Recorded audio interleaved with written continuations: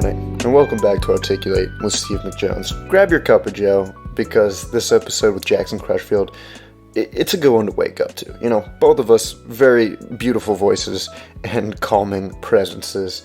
But yeah, Jackson Crutchfield came on this week. Very inviting person, one of the first people that actually, you know, saw me at 2 open mics or 3 open mics and said, hey, what's going on, man? And decided to have a conversation with me, connected on rock climbing. Jackson is a very experienced comedian. You can tell that in his comedy. Look him up on Instagram. Very funny guy, very experienced. Also very grounded from Alabama. Also very competitive. Very passionate, I guess, is a better word for Jackson. He rock climbs, he is insane in ping pong, and goes ham in chess. Pretty much goes ham in anything that he does. But yeah, we started out with his background in Alabama and really dove into how that has shaped him and how that influenced his thoughts moving forward in comedy. So very, very cool guy, beautiful man. Thanks, Jackson, for coming out here, and thank you all for listening. Appreciate it, and enjoy. Do you remember being 6 or 7 and you went to the store and you're like, I need a football, and they're like, it's $90. You're like, what the? Your football's $90? What? Are you insane? Shit. Yeah, I forgot. I'm taking all of those, dude. Yeah, I mean, all you had to do was come in with your gym bag that you were coming in with anyways, or your basket, or your school bag, dude. Yeah. We had this store called Academy, and it was the Southern Dicks or whatever. The Southern Dicks? Yeah. Oh. Yeah, Dick's Sporting Goods, Southern Dicks, dude. No, it was but they couldn't afford cameras, so we'd just throw the football around, and then we'd walk out as if it was our football. We'd be like, oh, go long, and then we're like, all right, we're getting out, and they'd be like, hey, get out of here, kids, and you're like, all right, we'll take our football and go home. Meanwhile, it's 9 footballs, you know? Holy shit, dude. Yeah. You have 9? You got one for each kid, or how did that We stole a few, though. We stole 2 or 3. Not enough. No. I mean, we never were for want in the football department, if that makes sense. Yeah. All right. Well, I wanted to talk about the coffee, though, real quick. Okay. It's just I feel like that's the best part in the morning to, really, because it hasn't kicked in yet, but, mentally you're feeling it. So you're still connected to that, tired morning subconscious. Yeah. But it's, kicking in, more thoughts about it and, getting things going. Yeah. In my opinion. And then you freak out when the coffee high just peaks, and then that's true. I feel like I almost become useless when all the coffee's hitting at once. Yeah. Because then you're just kind of yeah. You're all fried or whatever. I feeling that feeling of because you can feel your body not doing anything. Yeah. Oh yeah, the shitting's a big one. My favorite artist, this guy, you know who Iron and Wine is? I've heard of him, but I don't. He's real soft and sweet stuff. Yeah. But he was they're like, how do you write your? And he's like, I wake up really early, before I have to take my kids to school, and then just do it then. And they're like, what the fuck? And he's like, yeah, because you don't, there's no barriers.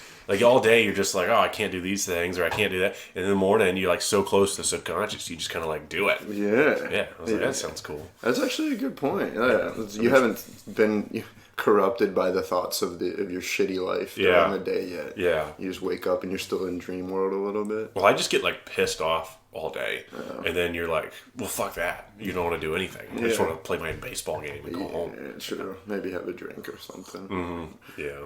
But, ladies and gentlemen, Jackson Crutchfield, dude. Hello. Thanks for coming on, dude. This is good. Yeah, this is already great. Yeah. Have you farted in a mic yet? No.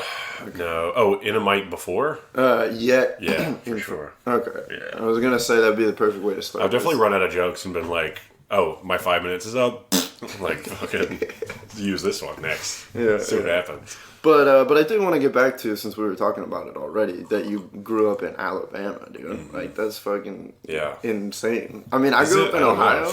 Yeah, okay. so I feel like even, I don't know, dude, what is the South like? Do you know that no one in the South likes Ohio? Really? Yeah, no one likes Ohio. Why? Because we were the North Star State, the line where people would cross and be free. We don't have geography down there.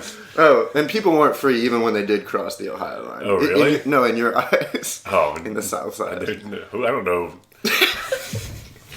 Give me one of those books, dude.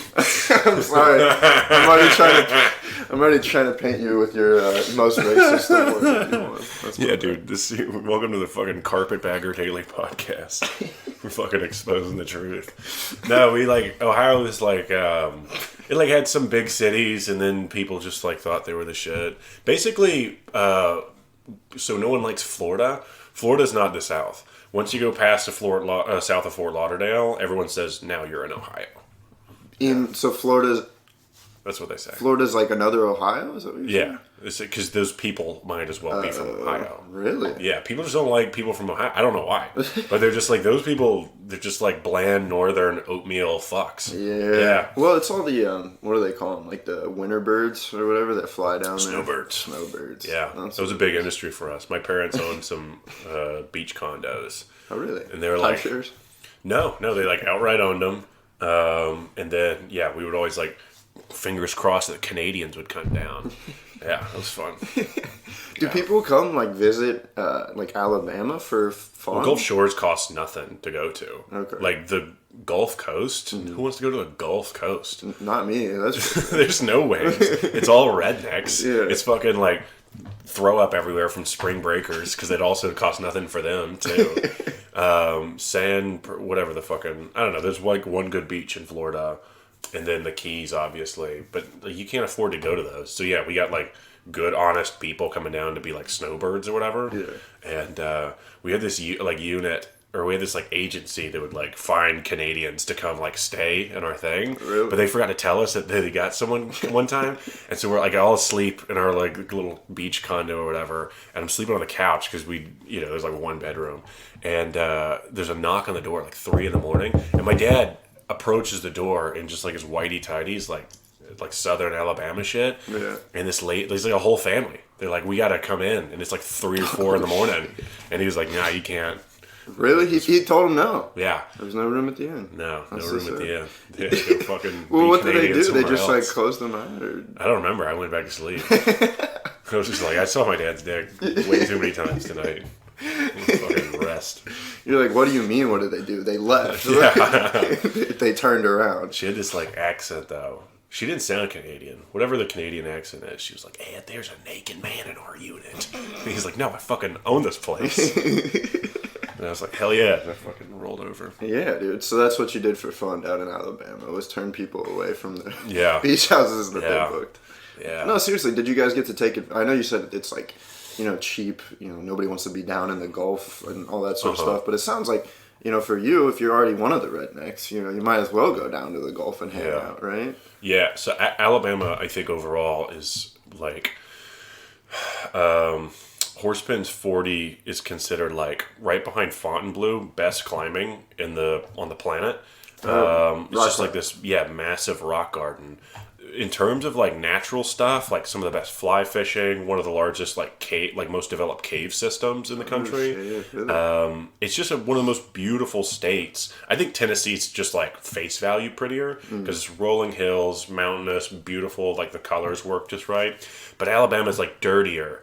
But in terms of nature, it's the fucking best. Right. Georgia's fine. Georgia's got some cool stuff towards Chattanooga, then it just flattens out. But Alabama's really good that way. So a lot of people don't know that. And then the people who do, it's sort of like Bozeman, Montana, where the people who live in Bozeman, they're like, don't fucking, we know what this is. Yeah. Don't fucking go around talking about it. You know what I mean?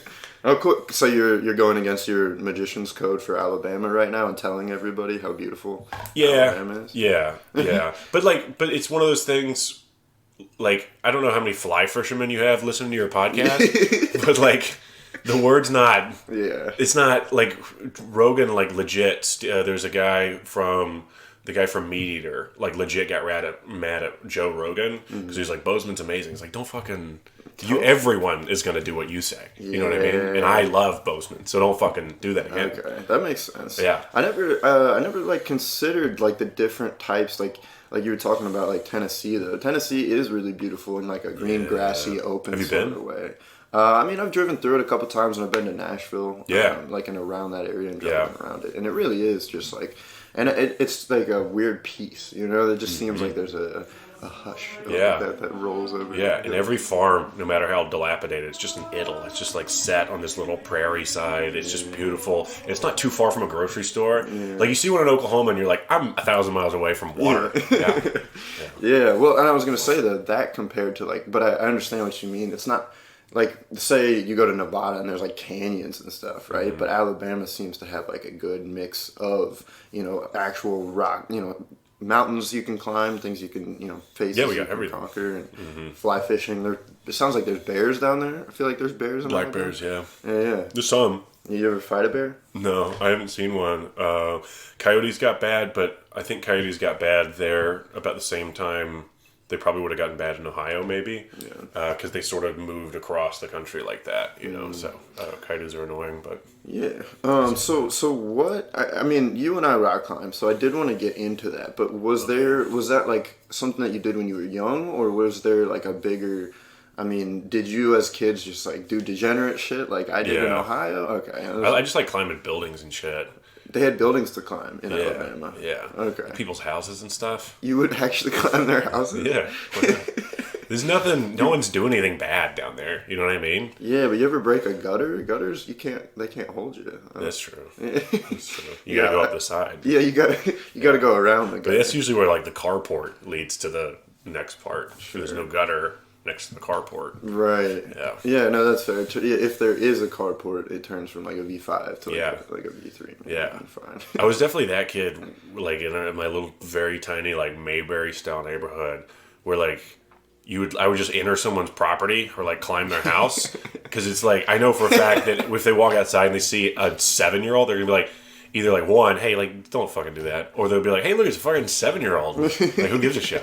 There's no fucking rules when you're 7.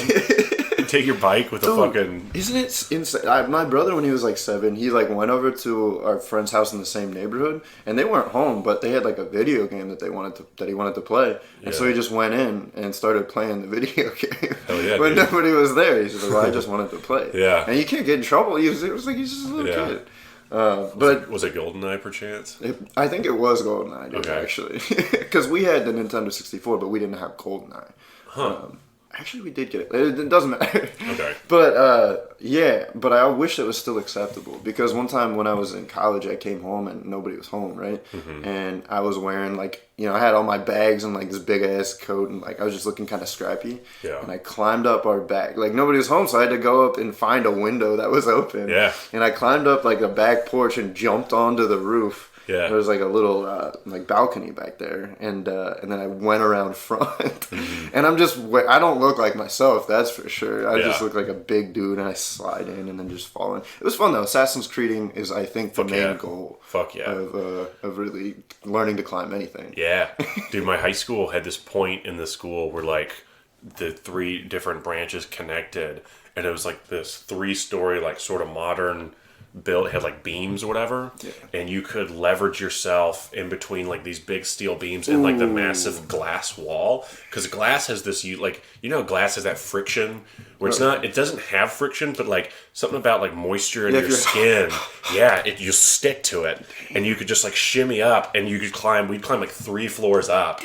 And then I did that during summer school one time with like the 2 other guys, because we had nothing else to do. Right. And then I did it during the school year, and everyone's like, "This guy's insane." And I was like, actually, I was the last one to do this. But then I definitely took all the credit. Oh yeah, what grade was that again? I don't know. Like 6th grade. Yeah.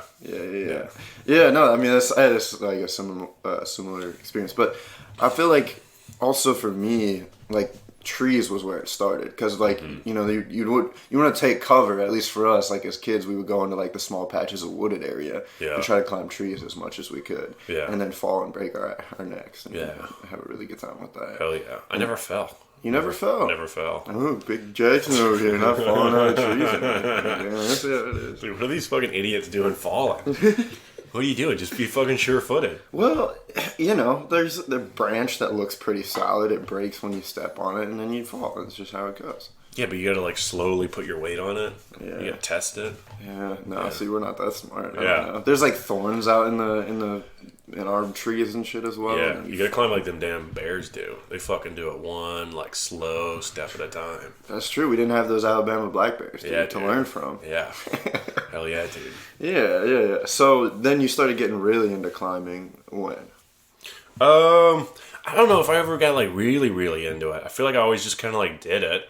I think during college, we did a little more. I think the transition came from, I always played football, and then in college I did rugby and stuff. Really? And then, yeah. But then the transition came when your body's like, hey, you can't do this anymore. Like, you just can't. Like, you don't. I finally got to the rugby point, and I was like, oh, I'm in, like, the best shape of my life. And then I would like, break my collarbone. And then the second that's healed, I fucking, like, broke my elbow. And it's, like, everything. And, like, my body's I'm not strong enough. Like, I'm too dainty to play this sport. Yeah, so it was just the natural evolution of, like, I would like to do stuff. And then there's, like, women. You're like, whoa, that's a plus. Look at that. Yeah. Who's doing that? Yeah, I understand that. Well, and I think there is something, I mean, you know, with rugby, you just feel, like you say, you're in the best shape of your life. You also just feel, like, masculine, just, like, running into other people and just, like, getting these bruises and scars. I actually saw a dude, he started bleeding from his head during, an official rugby game. This was on TV. Yeah. And he just wrapped his head up and he just kept going, dude. Hell yeah, dude. Hell yeah, there is, like, a hardcore element to rugby. And I would say there's a similar hardcore element in rock climbing, whereas you can just beat your hands. You're just throwing yourself at it like a rock, basically. Yeah. You just beat your arms up, and there's, like, a certain, I think you were telling me, like, in Alabama, you know, you boulder, and there's no mats, you know? So you're falling, like 15 feet if you make it that far. Yeah, there's some highball stuff down there that's pretty wild. I don't know. I think for the most part, climbing feels... I think at this point it feels pretty, like, the kids have taken over. Yeah. Not the kids, but, like... I don't want to say PC. I don't want to be that guy. Well, the next generation of people. Yeah, it's not punk rock. It's very much like these kids. If religion was cool, these kids would go to church. You know what I mean? Like they got mats. They're like the right mats, and they're like we're drinking tea because coffee's got too much caffeine. They're like those guys. Yeah. That was the guys who climbed there. And they're definitely at this gym too. Yeah. You can't, the mask comes down for a second over the nose and that lady's wagging her finger. Yeah. And you're like, whatever. There are some nerds for sure. I think I would agree there is some element of punk rock being taken out of it. Mm-hmm. But I think that's just, you know, that generation in general. They're doing that to everything. It's just a generation of cucks, I would say. But dude, people have been complaining about that for 40 years. Exactly. Since they've been giving out trophies at soccer games to teams who didn't win. True. You know? Yeah, I've cucked up some stuff in my life, you know what I mean? Yeah. Fucking fired some away and the dude's wife. Hell yeah, dude. Oh, yeah, dude, good for you, really? Yeah, no, I'm just... Oh, that's okay. Yeah. No, I agree though, but there's something about it where it's like they're almost taking like the textbook element of it and like the learning nature of it, as opposed to, I mean, just like I said, throwing yourself at a rock and just really going ham. It's like, all right, well, we have to learn this technique and we have to like do this thing, get the mats and like get the harnesses. And is that kind of what you were talking about with the people coming in and making it real safe and like cushy? I think a lot of it's just this might be it's a lot of a female thing, because there are a lot of women who play the sport, and I do know some women who are like, fuck it, like we'll just, you know, rough and tumble. But I think when the gym is legit, like mine back home was like more than half women. They're like, yeah, we're gonna we got some hosier playing and we got a little tea station. You're like, who the fuck needs a tea station at a fucking gym? Like, what? Jackson, they've moved on from the tea. They do the flavor in the water now, just the 2 drops of the flavor. The flavor in the water, and then what am I thinking of? The fucking yerba mates. You've seen those boys? I have. Are those ones with like the balls in their drink or no? No, they're just don't even worry about it. Don't even talk we don't need to talk about it at all. But they just like, I don't know. But that's what I liked about it, because I remember I got into it because like of the girls or whatever. But there was like this chick that I hooked up with in college, and then we never hooked up again. But then afterwards, like, we started hanging out, and I was like, why don't I have more female friends? And then we started like her whole rock climbing crew, and I was like, oh, this is nice to have, because I was only friends with comedians at the time. Yeah. I think we talked about this, and I felt so weird at first because they're like, "Oh, you did a good job on that," and I'm like, "What are you fucking trying right? What's your angle? Yeah, what are you fucking planning, dude? You fucking you downloading this right now? Yeah. Just trying to blackmail you into something later. Yeah. Remember when I said you did a good job? They'd bring it up later. Yeah. That's what I think is going to happen. Yeah, look at this pussy doing a good job. Yeah. Well, yeah, it's almost, yeah. Well, that is something I wanted to get into with you. But, like, so basically what it sounds like, obviously the culture in Alabama is a lot different than probably what you experienced up here, right? Yeah. And so, like, was rock climbing and, like, those natural, like, you know, fly fishing and you know, nature-based hobbies, were those, like, ingrained in your culture? And did you feel a shift when you moved up here at all? I mean, hunting's a big one. I don't know. I think Pennsylvania is really, really similar to Alabama in a lot of those ways because most of it's not the big city. Oh, true. You know what I mean? It's mostly just dudes who hunt and then root for the Flyers or the Penguins. Like it's mostly that. Yeah. And I think a lot of people still have that same thread. I think American pastimes are still kind of, you know, they're the same everywhere. But that makes sense, actually. I feel like the common thread between Alabama and here, and the thing I like or I can relate to in people, is that it's blue collar. There's no rich like people don't flaunt stuff as if like that is an achievement. Like if every time I go to New York, I don't know, it's just weird. It's weird even to be in here and seeing someone drive like, you know, a Rolls Royce down the street, and you're like, how do you want to get fucking raped right now? That's insane. You have a Rolls Royce in Philadelphia. Like, this is the weirdest city to be rich in, and that's the same way it is in Alabama. Like, you can't be rich in Alabama, and if you are way away from everyone else, you got to be like hiding. Like, it's something to be embarrassed about is how wealthy your family is. Yeah, it's like it's a little weird, but I don't know. It's just people are blue collar. They're like earnest, humble. They're humble, and they just like, there's no frills about it. They're not trying to impress you. There's nothing they're trying to do. They're not trying to control the way you see them. They just are who they are. And regardless of anything, whether this is, you know, they're from the big city of Philadelphia, it's the same. They're just people, you know, and I like that. And every time I go to New York, I just don't know how to act. It's like you're going to a rich neighborhood and you're not from there. And they know you're not from there, you know? Yeah, that's crazy, actually. Yeah. Have you noticed yourself change at all from, I mean, you've been here, what, a year and a half? Mm-hmm. Like, when you come home, do you feel any different? Or you feel, when you get home, do you become that same Alabama boy? Or I just got back from Alabama yesterday morning. No, I mean, I don't feel any different. I don't think I'm self-aware enough. Do you feel that way?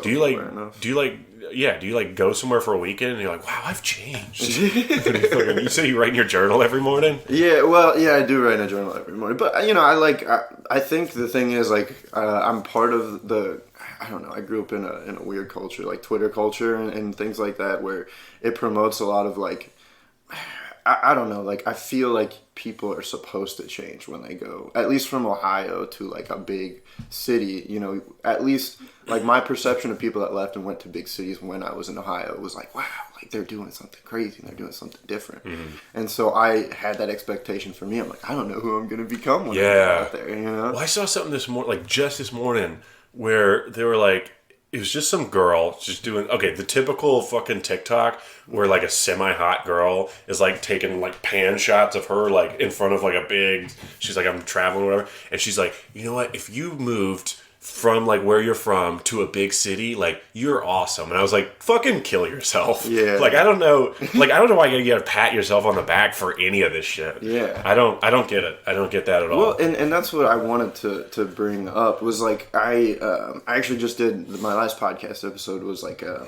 reflection on 2021 basically. Okay. And it was, like I said, like when I was in Ohio, I'm like, oh damn, like somebody coming out and moving into the big city is a big thing. Mm-hmm. And then I come out here, I'm like, oh no, I'm still the same piece of shit that I've always been. Yeah. It's just like around people that don't know me, and so I feel less comfortable being a piece of shit, you know. Yeah. And I feel like I have, like, I also didn't do comedy before, and I think you did do comedy in Alabama too. Yeah, all three of us. And not to be like but we were like good comics. You, James Moss and Zach Travis. Yeah. Okay. Yeah, Zach was like the god. He when I started, he was the fucking He still is, dude. Yeah, he's the fucking best. I love Zach so much. I think he's been in like 6 or 7 years now. For some reason, he tells people 10 years, which is the opposite of what everyone does. They always are decreasing their time to seem more impressive. Yeah. And Zach's just like, I don't know, 15 years? What do you want? Like, he doesn't even, he has no idea. But I don't know. They were so good. And like, we were good comedians. James just was the fastest person to be like a good comic that's ever existed. He's so talented. He's so funny. And then Zach was just on an ethereal plane. And before I left, like, I was hosting at the fucking club back home. And then we moved up here. And yeah, there was never, I think, had I moved, because I always wanted to leave home, especially like for comedy, I always wanted to leave. And there was always like, oh my God, this is terrifying. Like, if I go by myself, because there was 2 other people, I was like, I'm going to go with that person. Yeah. And then after like a couple months, I was like, nope, can't go with that. Like, I can't trust that. Like, they're not good. Like, not whether it's comedy or they're not in control of their life. They're just, I can't trust that person, you know? And then these 2 came along, and then there was never, there was no, yeah, there's no part of it where it's like, oh, it might not work. It was like, it's fine. It's going to be great. Because they're just, James is just an awesome person. And Zach's a lot of fun, and he's great. But like, it was just me and those 2 guys, it's like, there's nowhere where we're not going to work out. Yeah. And moving up here, that has been the best. I don't know how much that's changed me, but that feeling of that reassuring. Well, it's probably really good for like grounding you. You know what I mean? And like I came out here by myself, right? And that self.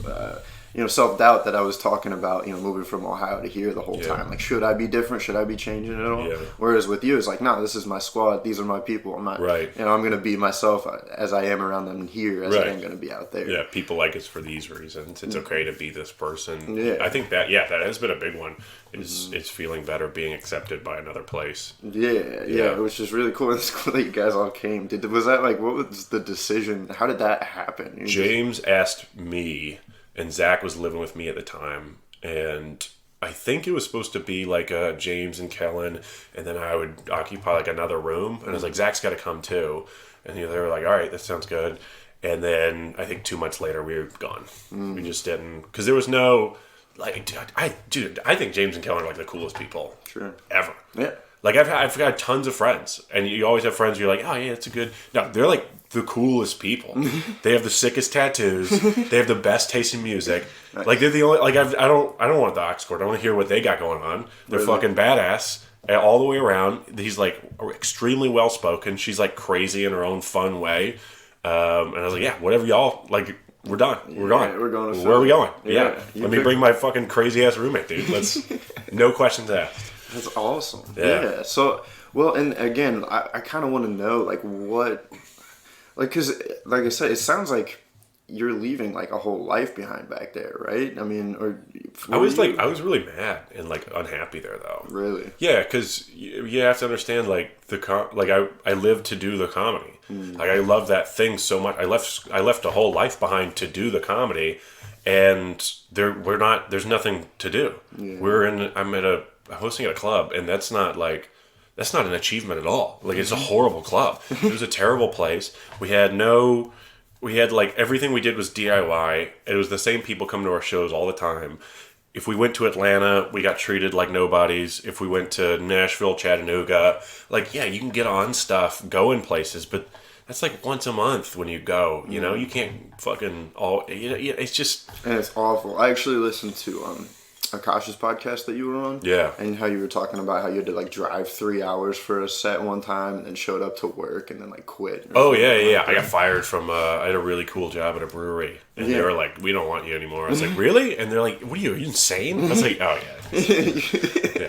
Well, but the thing that I wanted to talk about, what I heard on that one, was how you were talking about the show that Pete, the show about the comedian in New York that used to be like a youth pastor or something, or like a priest. Okay. Pete Holmes, that's who it is. Okay, Pete Holmes, yeah. Yeah, that show that he does with Crashing. Yeah. Crashing. But you were talking about like shows about stand-up and things like that, and I wanted to relate what you were just talking about, how shitty your life was, you know, down there, you know, how you hated everything and how you would have to go so far for a show and things like that. And, yeah. Talking about how shitty like the comedy lifestyle is, but they never show how fun it is. They never actually depict. Yeah. Even while you're saying that, I wanted to like backtrack and be like, okay, I'm misrepresenting it though. No, because life was really great. Yeah, like life was, but it was also like, okay, my time here's done.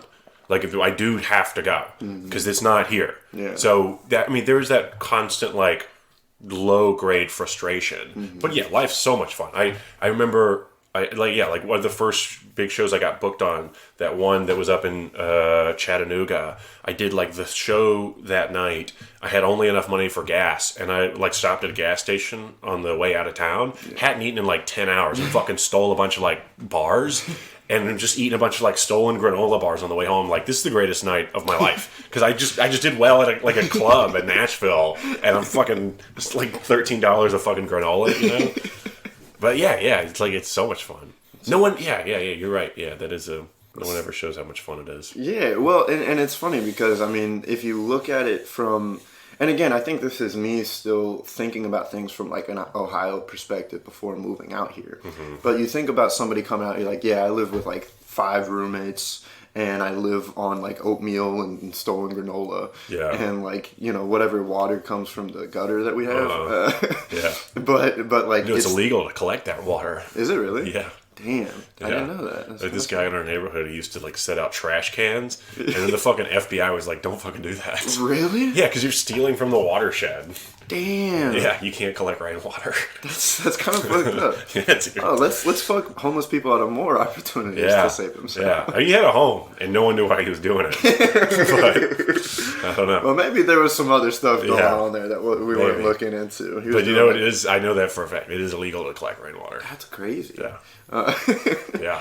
But yeah, I mean, you're living on like scraps, right? But then like, and you go to like the dirtiest dive bar ever. Yeah. But then you absolutely kill there, man. And like, you know, somebody buys you a drink. That's all you need. Like that's the like for the entire day. Yeah. And it really is like, again, it's that trait that you had brought up in that podcast, but that I see in even rock climbing and you know, climbing buildings and rugby even. It's just like there's a little bit of like punk rockness to it, like hardcore. You know, you're out there just like, oh yeah, I'm getting dirty, I'm getting those germs. Yeah. You know, COVID. You know, yeah, I'll take a little. You know, I don't think you're an adult unless you get COVID. That's really what it comes down to. Yeah. My boss kind of like, I got this shitty boss right now. He's annoying as fuck. And then last night he was trying to make me feel bad because I got COVID 3 times. And I was like, you know who gets COVID 3 times? A fucking good comedian. Because this is all, whatever, I don't give a fuck. The guy we have this week is like a mega backup for like someone, basically Joe Mackey backed out because he saw that we were doing COVID test requirements like to get in the door, and he was like, I'm not about that. I don't know if I'm blowing up a spot. But he was like, no, I'm out. So we got this guy who hasn't done comedy in 6 months. He's like 55. This guy fucking blows, dude. He blows. And all night, my boss was like sucking his dick. He's like, oh, this guy was like, not. I'm like, I don't give a fuck how nice he is. This guy's like, shoot this guy. Take him out back and fucking never call him back again. This is insane. It was like the worst. Yeah, it was a horrible last few nights to work. Not punk rock. But like, that was my thing, was like, I don't feel bad. Like, this is good. This is what you're supposed to be doing. Yeah. There was a comedian in New York, what's his name? He was just like, I don't know, he got it like for a second time or third time the other day. He's like, this is the mark of being a New York comedian. If you haven't had it 3 times, like, I'm never booking you. It's just not gonna happen. You gotta be out there fucking wanting it. Really? That was my favorite thing about this scene, was when we got here, was all like, what I think are the really good comedians were hustling during COVID, and all the fucking pussies were hiding. Yeah. And then they came back and like, we used to be, and you're like, yeah, go fucking eat shit. Well, and I was talking about that with Drew Montana when he came on. He was, how he, you know, he was just like, yeah, I mean, I started only like 2.5 years ago, but I feel like I've caught up to a lot of people because people took like an entire year off, you know, and he was still out there killing it. And again, I mean, that's like, I don't, you know, play COVID how you want. You know what I mean? You're allowed to stay inside if you want to stay inside and play it safe. I try not to. Well, it's like the Simone Biles thing. It's like, yeah, you can take time off. Here's the, like, everyone had like an opinion on the Simone Biles take. They're like, oh, she's this or she's that. No, it's like, you can do what you want. But in terms of when the conversation comes up of who's the best this, you're not in it. Because you didn't do it. It's the dedication. Yeah, I mean, like, I don't care if you're dedicated. Like, I don't care. Like, it doesn't matter. Like, if Simone Biles never does it again, then it's fine. But when people are like, hey, are you the best this thing? Or should you be in line for... Like, no. Because you didn't do the thing. And you can come back and you can be great again and all that. But if you take time off, like, there is a consequence to it. I don't know. I feel like everyone with the mental health thing, they're like... I don't know. It just bothers me because it feels like the conversation's still about, like, whether or not it's real... rather than, like, I don't know. Whether or not you should actually take the risk. Yeah, I don't know. I think you can work through it sometimes, but the fact of the matter is if you're not out there doing it, same with the COVID thing, if you're not in the muck doing it, then just don't expect the reward for it, you know? Yeah. Well, you're somebody that I'm actually really, like, curious about, like, your... Because you seem, like, again, I've had very, heart-to-heart emotional, like, you can be an emotional person, but you always also have this, like, punk rock, factor to you as well. So I am curious as to how you think, I mean, COVID aside, but, like, because you brought it up earlier, it's like, how to handle this new culture of, it's the PC-ness versus, like, not even, like, working against it, but working with it to become, a better society, right? Yeah. Because that's the goal in the end, right? Is to be, a better culture, I would say. Yeah. We're the same culture. I don't know. Well, I feel like there's two camps, at least right now, within the... Okay, so here's the deal. Outside of Crazy Akash, no one in comedy in this whole city would be like, I don't support trans rights. Who the fuck would say that? Yeah. No one thinks that. No one feels that way. Most comedians are very liberal, all right? And yet, there's a whole nother camp of comedians who are like, we got to make sure that all the... And you're like, okay, that's fine. No one's asked. No one's screwing anyone over. But, like, when they see a show that's, like, all white dudes, they're like, it's a show with all white dudes. And you're like, okay, fine. Like, you got them. That's fine. It's mostly white dudes who try comedy. We have mostly white dudes in this country. Yeah. And women don't get into it that often. So, yeah, like, we can keep booking the same one over and over. But, and then on top of that, they keep doubling down. And they want to always make it this conversation. They want to always make it this thing. And it's a flaunting. It's this, they're posturing. And it's, I don't know, dude. I mean, one of my best friends, two of my best friends are trans people here. I'm from Alabama. I didn't know anything about that. I don't know anything about it. I've never been around it. I never had an opinion on it. And yet neither of us have ever been like, we got to fix this show. We've got to clean this scene. Like, what are you talking about? Yeah. Just fucking be a person. Yeah. I don't know. I mean, and that's what Dave Chappelle says. He said, be reckless, dude. Because right now it's more important than ever with what like they want. And it's funny that I kind of asked that question in, like, a general broad perspective, and you narrowed it down to the comedy industry, at least in Philly, and from what you've experienced as, like, a microcosm. Because I think you can find that within any industry, but within comedy, it really is, like, a certain, because it is mostly white men doing it, right? Yeah. And it is, very...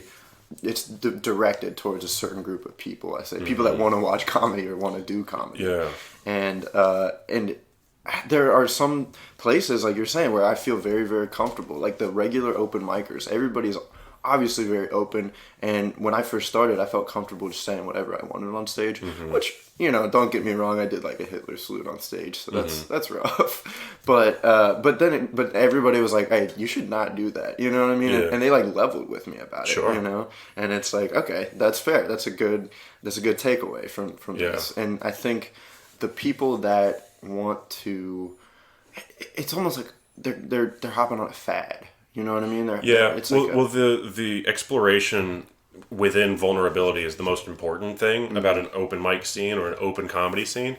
Is I don't know, so I have to try, and also no one knows. We all just have this weird idea of a formula, and we all do it in front of each other, and then we all tell each other what we think about it.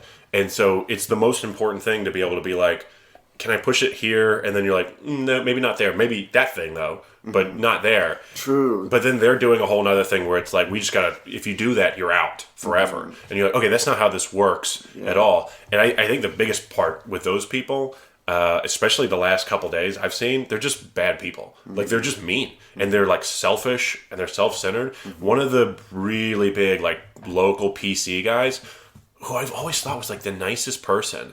A friend of mine hosted at the club the other day. And everyone loves this guy. He's kind of new because he's a little from further upstate. He's awesome.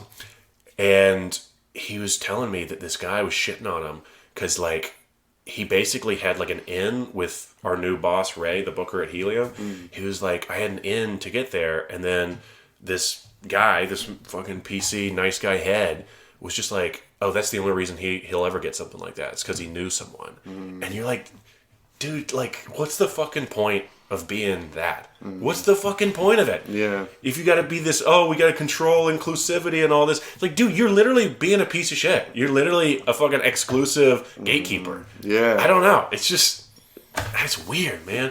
Comedy got hijacked by, like, a weird group of people who are like, we're gonna fix the world. And you're like, why the fuck you had to fix this? Yeah. This isn't for you. Well, exactly. I want to say that comedy is supposed to be a place that starts conversations, not, keeps them from happening. You know what I mean? We don't want to be.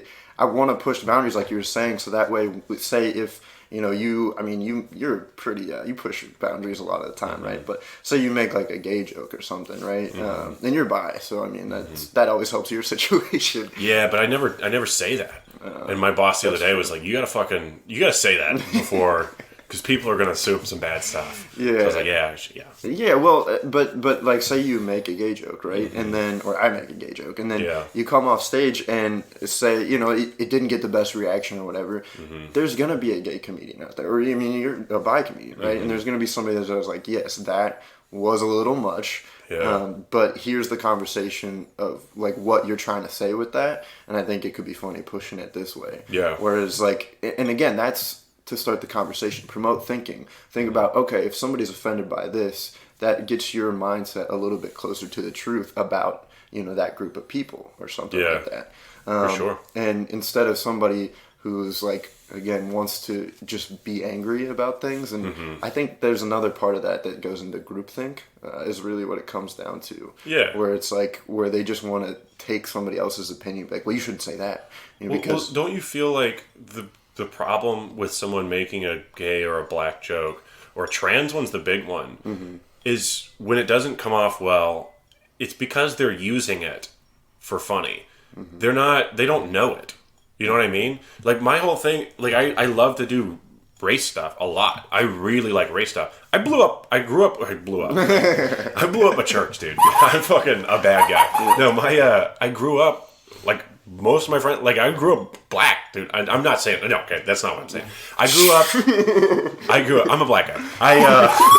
I grew up around a lot of black people, dude. Like, in Alabama, we don't have, it's like black and white, and I grew up with a lot of black and white, and, like, so, and I got a lot of black, so, I got a lot of black friends. I'm only talking from experience, and I only want to work through things that I do know. Right. And same with gay. Like, I live with a gay guy, so I want to make jokes about what it's like to live, or like, these are things that I know. But when it's a problem, and an actual problem, is when a new comedian's like, what do you call a trans? And you're like, you don't even, like, this is not your world. Yeah. This is not a place of love. This is not a place of experience. You're just being a fucking douchebag, saying the word because it adds incendiary value. Black, gay, trans, all adds incendiary value because it can be shocking if you work against it. Right. But if you know it and it comes from a place of love, then I don't think there's any, as long as you're being good, you're not punching down, you're fine. Yeah, that's a good point. And so I think it's a lesson, a good takeaway from there is to really talk about things that you are either interested in knowing more about, like, say maybe you don't know any trans people, but you like trans culture, or, I'm not sure what trans culture actually is, but, if I were to say, like, gay culture, then, like, somebody, likes RuPaul, or, like, likes... Watches Vice. Right, yeah, watch it. I feel like you're supposed to be trans to watch Vice. I feel like that's like their demographic. Probably. They're like, who doesn't have a channel? All 13 people in Alabama. All those, they're really lonely down there. Yeah, but Shit, I don't even remember. That's fucking hilarious. Well, yeah, but I did want to mention, people I think really are going to take two straight white or decent, more white guys. Yeah, we need more white guys talking about this stuff. That's true. We got to get on top of this.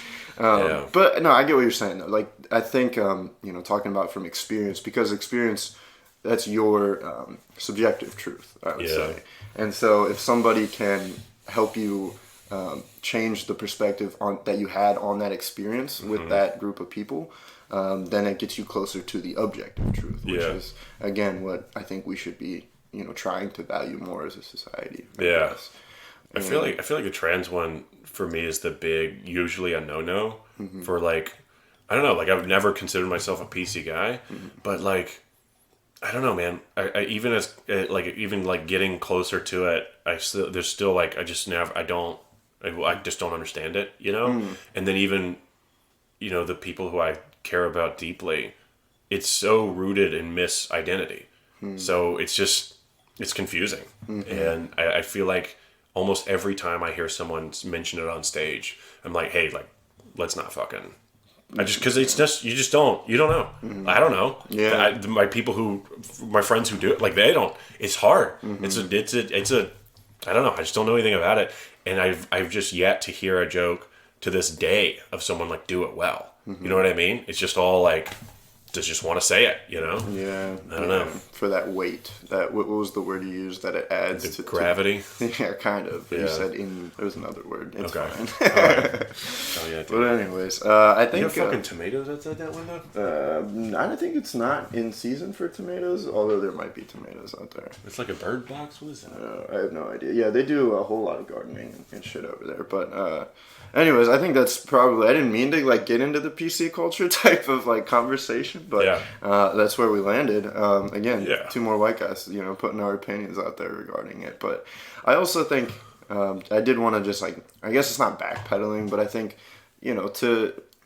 there are times that I have like thoughts, and then I've been like, why should I even be allowed to think that as a straight white man? You know what I mean? And kind of backpedal like opinions that I have. That's bullshit. But that's You're bullshit. a fucking valid person. That's what I'm saying. Yeah. And I think, again, no matter who it is, like, we're allowed to have opinions and thoughts about things. Yeah. As long as we're open to the conversation to follow. Right. Yeah. I had one last night that I was working through with a coworker. Yeah. Where I was like, my dad is pretty like he can be pretty racist. And 3 years ago we were sitting around watching football, and he always mutes the commercials, and then finally someone was like, why do you mute the commercials? Like, every commercial's got a black and a white guy now, or like every commercial, like it's an interracial couple and like another race is a baby. And I just remember being like, fuck you, like, you're dumb, like, fuck you. And then last night I was like, every commercial has a fucking interracial couple and a fucking Chinese baby, and you're like, what the fuck even is this? All right. I think that's a conversation we absolutely can have, and I'm down for whatever ramifications, but I do want answers for it, because I saw it was like we were watching the Eagles game last night, and it's like a fucking MetLife commercial, and it's legit like a Puerto Rican dude, a black lady, and there's like swaddling a fucking Chinese kid, and you're like, someone stole two people. Like, this doesn't make any fucking sense, dude. No sense. Well, I'm kind of glad about it, just because I think people should just not want to watch commercials in general. I think that's really where the anger should be. It's just all the constant advertisements just shoved down our throats. So, maybe it's not a bad thing that they're becoming more annoying. Yeah. I don't have a problem with these races mixing. Right. But it's like every single thing. Well, it's like, it's just, that's not what life is. I don't know if you know, but that's a extremely rare combo you just made. You know how often Scottish and Korean women hook up? Like, that's not a thing. It's like a lesbian Scottish lady fucking teaching soccer to like some fucking, that's not a thing. Those people don't exist. Except like one time. Who is being properly represented with that commercial there? I'm not saying we have to do it differently, but we can point it out. That's all I'm saying. You are putting things that's just not common together and being like, ta-da, buy insurance. And you're like, something's wrong here. That's not a thing that happens all the time. Listen, Kellogg's is just trying to follow affirmative action correctly and try to show their brand support for every other race besides white people and people. So. Well, my line of thinking with it is, usually people advertise the thing they don't have or the thing they screwed up. So like there was this famous story in California 4 or 5 years back where Verizon was the carrier for the firefighters fighting the fires in the whatever, and they basically ran out of minutes. And Verizon was like, "Hey, we can upgrade you to another plan, but it's like $20,000 or whatever." Jesus. And so they had no comms in like amongst the flames. And so it was like, did Verizon just kill firefighters in California? And the whole Super Bowl season, Verizon was like, Verizon cares about first responders. That was their whole commercial. And now you're watching like the insurance or whatever the fuck it is, and they're like, Chinese baby, fucking black mom, white dad. You're like, we care. I was like, what'd you do to them? Yeah. You know what I mean? That's my line of thinking. It's like, back. You're representing someone that you fucked over recently. Damn. Yeah. No, that's true. That's the victims, all dude. Backpedaling. Yeah. Yeah, no, The it's victims. like we accidentally enslaved an entire group of people. Let's just go ahead and, support them now. Well, Nike's the big one, obviously. Fucking, they got some kids locked up somewhere. Yeah, do they have any anti-child labor things, commercials? Probably not. They should. They definitely should. Yeah. Well, the other thing I was going to say is I just thought about a theory, but maybe it's like, all these big companies like Verizon and, Nike, that they've already got the white people. You know what I mean? They've got the support of the white people. They're hooked already. Yeah. So it's like now all these new targeted ads. Because they monopolize, the whites aren't going anywhere. Yeah, it's like just mute the commercial then if you don't want to see it, where as say the Chinese baby watching that commercial. It's like, hey, that's me. Yeah. Up there. And yeah. Is that what he sounds like? Yeah. Exactly. He's, hey, that's me up there. That's fun. But yeah, man, I think that's a good wrap up for the conversation. Things like this often, like when I talk about with like Akash that came on the podcast, we talk about philosophy or, you talk about like big societal issues. A lot of times there's not like an end. That's the end. Doesn't have to be a whole big thing every single time. That's life. That's just sort of how shit goes. Sometimes things just sort of end.